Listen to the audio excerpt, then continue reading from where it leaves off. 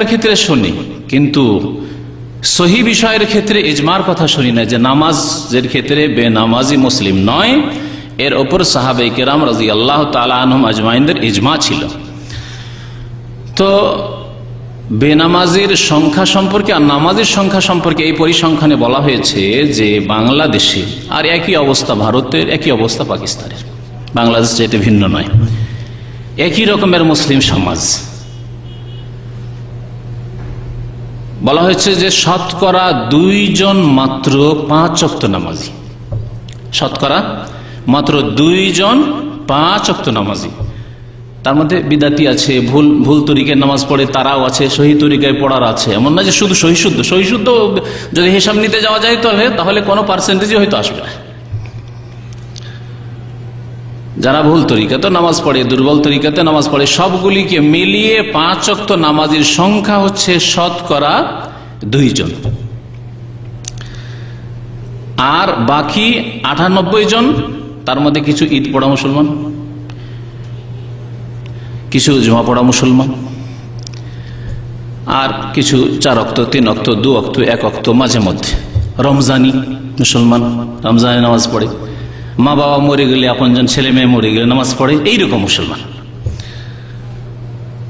তো এই হচ্ছে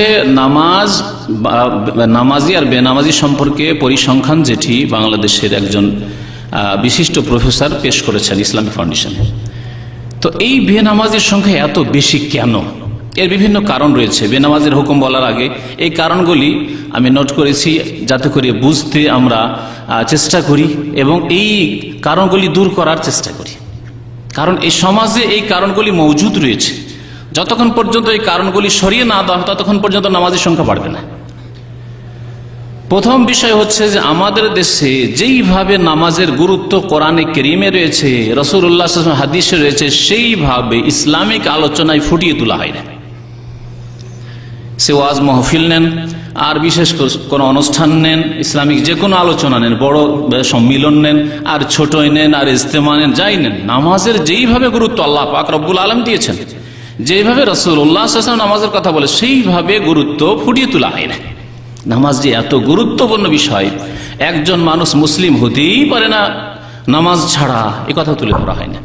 আরেকটি বিষয় এখানে মনে রাখবেন যে এই রোগ বিশেষ একটি শ্রেণীতে নেই মুসলিম সমাজের, অর্থাৎ শুধু গরিব শ্রেণীর লোকেরা নামাজ পড়ে না এমন বিষয়টি নয়,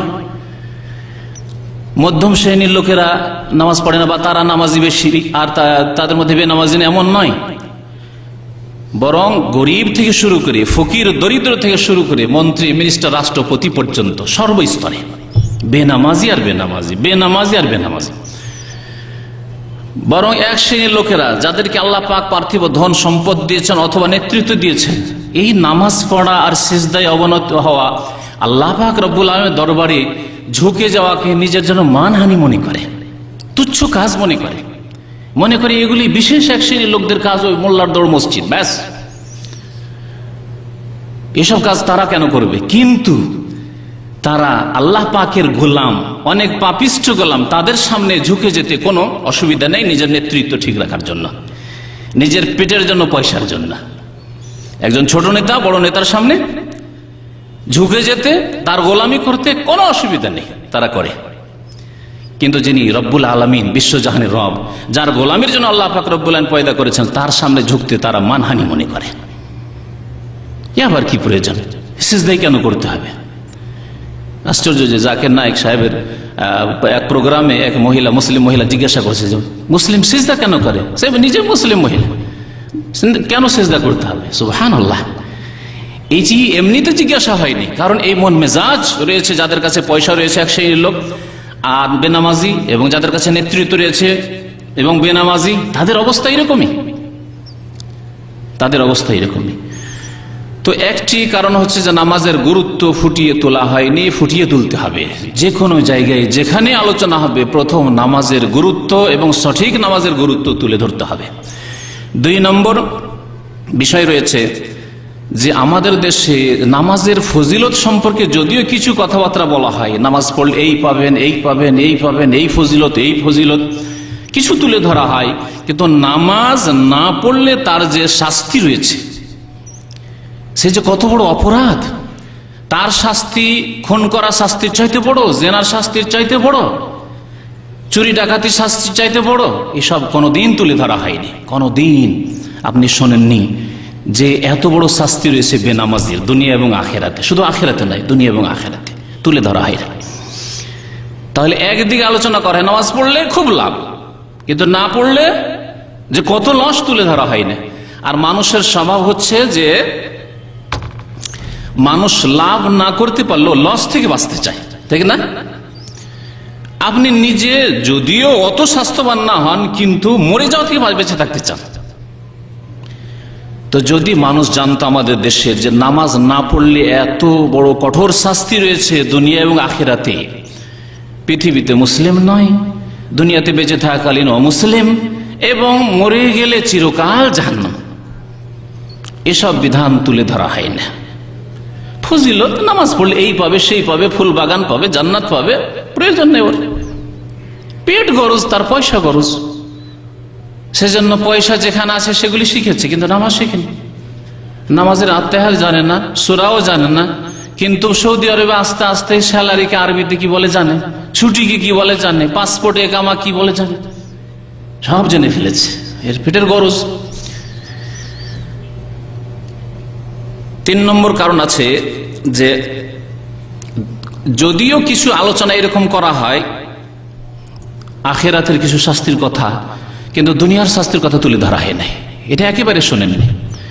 বেনামাজির আখিরাতে হয়তো কিছু শাস্তির কথা তুলে ধরা হয়, আখিরাত ধার, নগদ নয়। অনেকের ওই অতদূর পর্যন্ত নজরই যায় না যে আখিরাত, পরকাল, মওতের পরে কি হবে। চিন্তা করে দেখুন, এমনও বহু মানুষ, বরং অধিকাংশ মানুষ মুসলিম সমাজে, যাদেরকে যদি ভালো করে জিজ্ঞাসা করেন যে বুকে হাত রেখে বলো, সত্য কথা বলো, যে তোমার সারা জিন্দগিতে পরকালে কি হবে, মওতের পরে কি জবাব দেব, এই চিন্তা কোনোদিন হয়েছে? যদি সত্য কথা বলে, না এইসব আমি চিন্তাই করিনি। তো আখিরাতের কিছু শাস্তির কথা তুলে ধরা হলে আখিরাতের বিশ্বাস। দুনিয়ার শাস্তি, দুনিয়াতে যদি ইসলামিক প্রশাসন থাকে, ইসলামিক আইনের বাস্তবায়ন হয়, তাহলে তার কত বড় শাস্তি রয়েছে। আজকে যদি একজন মানুষ জানে যে সন্ত্রাসের কি শাস্তি রয়েছে, দেশদ্রোহীর কি শাস্তি রয়েছে, জানে, যদিও দেশদ্রোহিতা করতে যায় জানে যে শাস্তি রয়েছে, ভয় পায়, কিন্তু বেনামাজির শাস্তি রয়েছে ইসলামিক শাসনে, তা জানে না, কোনোদিন জানানো হয়নি তাদেরকে, যার ফলে বেনামাজির সংখ্যা বেশি। জানেও না বাস্তবায়ন, হয়তো দূরের কথা, দুনিয়ার শাস্তির কথা জানেও না যে দুনিয়াতে কত বড় তার শাস্তি রয়েছে। তারপরে বেনামাজি হওয়ার সংখ্যায় বেশি হওয়ার আরেকটি কারণ হচ্ছে যে নামাজের জন্য কিছু এমন শর্ত লাগিয়ে দিয়েছে বিদাতপন্থী আলেমরা, মোল্লারা, এমন কিছু বাড়িয়ে দিয়েছে যেটা নামাজির সংখ্যা বাড়ায় বাধা সৃষ্টি করেছে। যেমন বিদাতি নিয়ত পড়া, এটি স্পষ্ট প্রমাণ।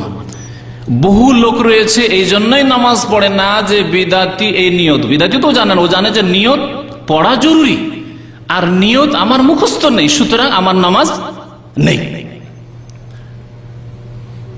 আর এত নিয়ত আমি মুখস্থও করতে পারবো না, আর নামাজ আমি পড়তেও পারবো না।